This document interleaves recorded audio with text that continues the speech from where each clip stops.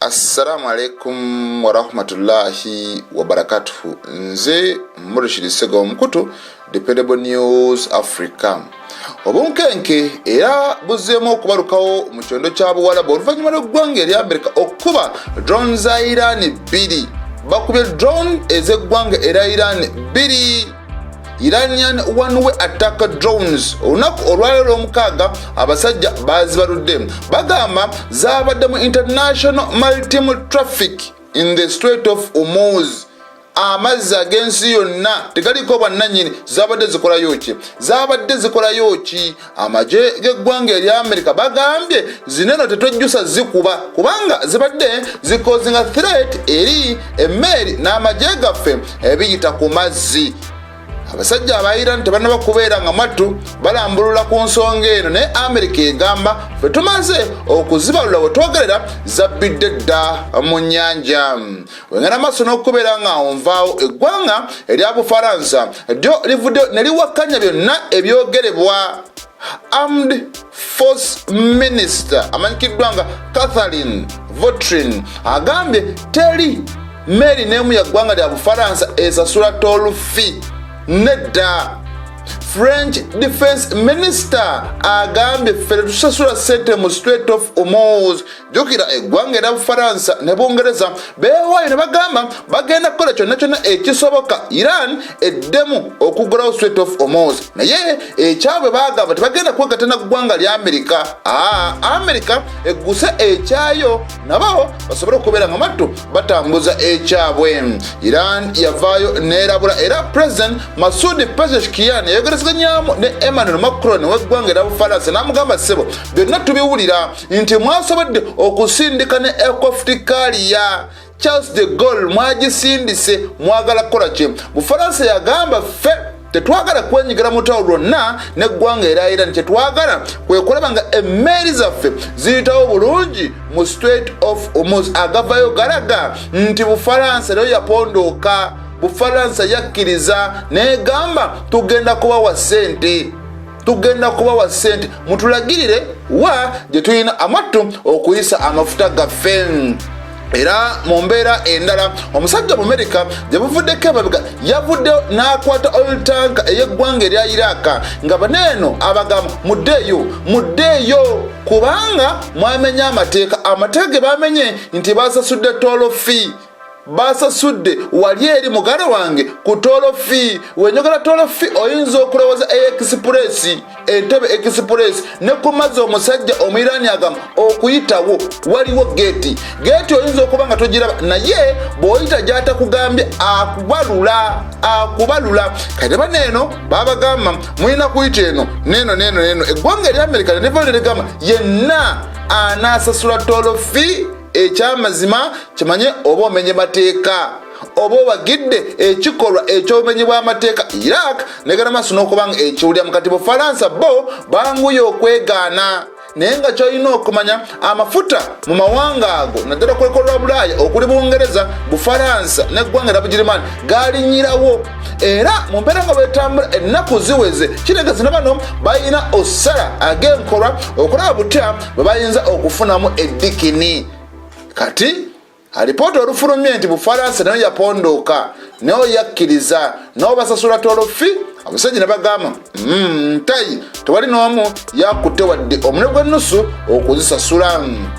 Amerika y'emu bwetyo esobodde okubeera nga esitula F-35A jets zino zigenda maaso n'okuba nga zirawuna ekitundu kyonna ekya Middle East.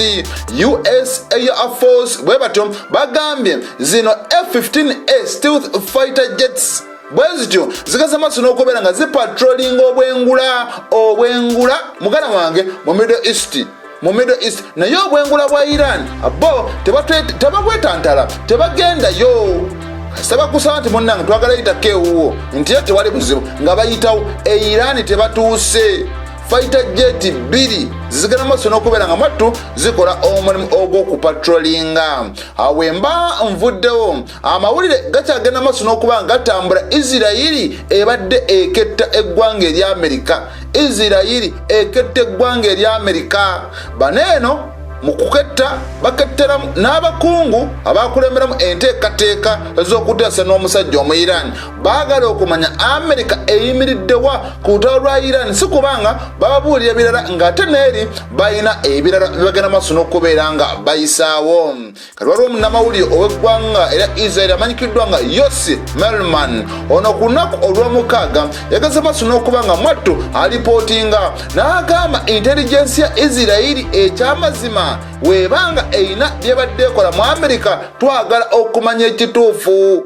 Era kati kaakati ebyongedde okuzuuka kyandibanga omusajja Omuyudaaya tayagala lutalo kuggwa. Agamba nze Lebanoni nkyaliyo terujja kuggwa ate ayagala n'olwa Iran lugenda maaso n'okubeera nga mwattu lukomawo. Newankubadde abasajja Abayudaaya n'eggwanga eri Amerika bakyesambye okwogera ku kino agavaayo galaga nti Omuyudaaya okuketta abakungu ab'eggwanga eri Amerika ekyamazima abadde yeefuddemu. Batubuulidde nti Israel ebadde eyimiriza okukola ekikolwa kinene okuva bwe bagenda maaso n'okubeera nga bakwata omwami amanyikiddwa nga Jonathan Pollard oba Jonathan Pollard. Kati omukulu ono Jonathan Pollard mwattu y'omu ku myaka egy'ekinaana abali bagenda maaso n'okuba nga bakettera eggwanga erya Isirayiri. Jonathan Pollard ng'akettera eggwanga erya Isirayiri. Ono omusajja mukulu atebera mu gy'obukulu 71 yazaalibwa omwaka 1954 akyali mulamu gyali mulamu newankubadde bamusiba oluvannyuma ne bamuta. Yalina obutuuze bwa mirundi ebiri w'eggwanga eri Amerika kw'ossa ne Isirayiri. Kati yasalawo okukettera eggwanga erya Isirayiri.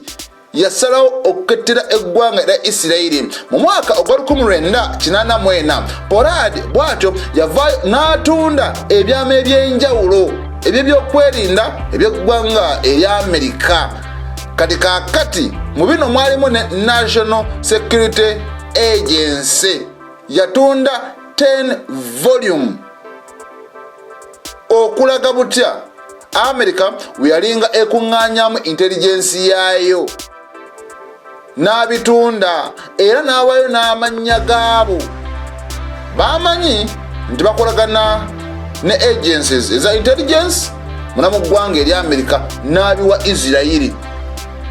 Bamukwata 1985 era ono bwe batyo ne bamuggulako emisango oluvannyuma yakkiriza n'agamba kituufu mbadde nkettera eggwanga erya Isirayiri era ngamba wa classified information.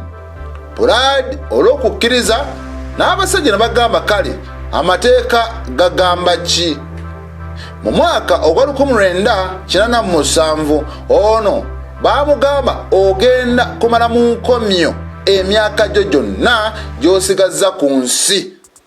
Era bano basinziira ku act eya espionage.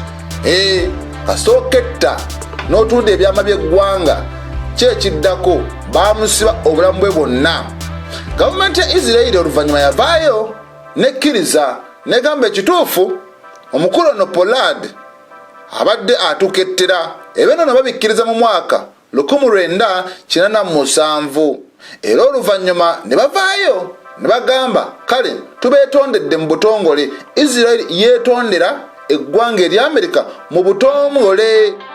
Kati newankubadde baasooka ne beegaana nti badde tebamusasula. Oluvannyuma mu mwaka 1998 ne bakkiriza nti omukulu ono twali tumusasula omusimbi ogumumala okumubeezaawo. Weebityo ebyali bitambula ebiseera ebyo omukulu oyo ng'akettera Isirayiri. Wetukidde olunaku olwaleero kiraga nti Isirayiri newankubadde yeetonda ate ebikolwa byabwe babizzeemu. Baagala okumanya ekituufu, baagala okumanya amazima. Amerika olowoleza ki Iran? Ffe twagala kudda mu lutalo, mmwe mwagala kukola ki? Bwe bityo ebitambula. Nze Murshid Segawa. Assalamu alaikum.